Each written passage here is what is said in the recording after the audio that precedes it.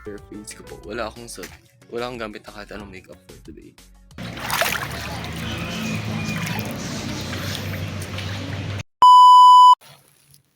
So, just a quick update again, everyone. Nalasing ako kagabi, tapos nakatulog ako dun sa ano. Ano tawag dun, te? Kawa yun, di ba? Kawa. Flashback.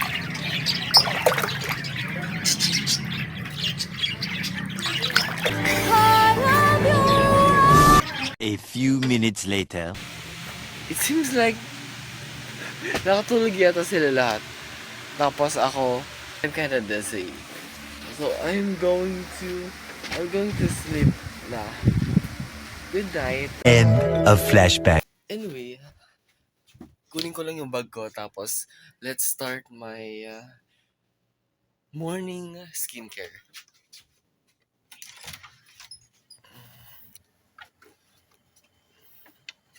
Skincare bag.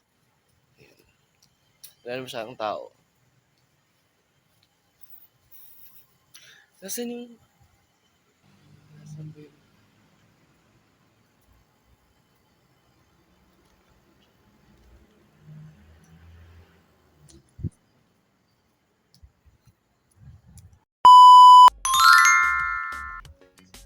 Mukha ba akong tao? So yeah, good morning again. Mag-start na ako ng skincare. Let's start with a toner. I actually use this AHA BHA toner from Face Republic.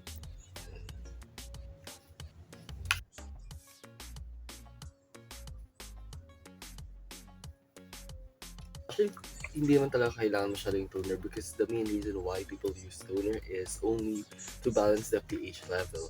But most of the time, I think all of the facial cleansers and facial wash out there are already have their pH level balance. So toner is not that much of a need right now. Pero gusto ko siya kasi meron siyang AHA and BHA, which is really good for our skin.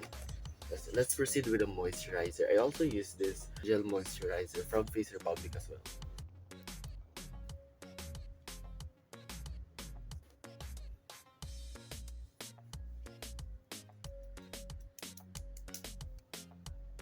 Let's proceed with the sunblock. It also came from Face Republic.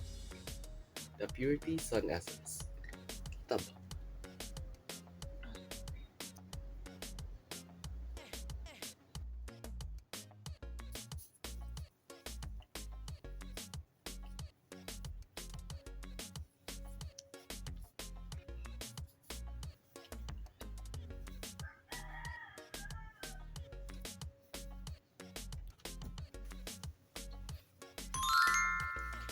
So, yun yung simple morning day routine ko. Nagre-revolve lang sa pag-wash ng mukha, paglalagay ng toner, and paglalagay ng moisturizer. Tapos, saka sunblock pa. So, okay na yung skin ko. Let's proceed with my hair.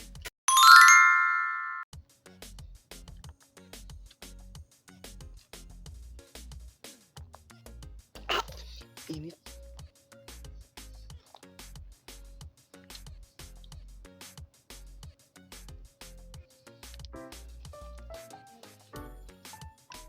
After ko usually mag-blower and mag-iron ng hair ko, ito yung hair polish na ginagamit ko from Fitness.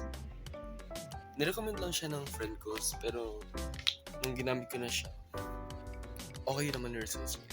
Tapos sobrang gusto ko siya.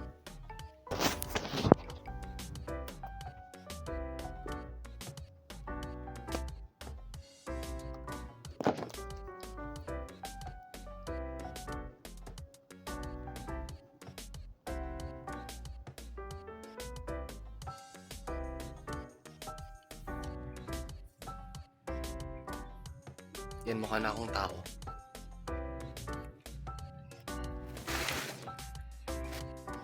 Yung bare face ko po. Wala akong gamit na kahit anong makeup for today. Mamaya na ako mag-makeup.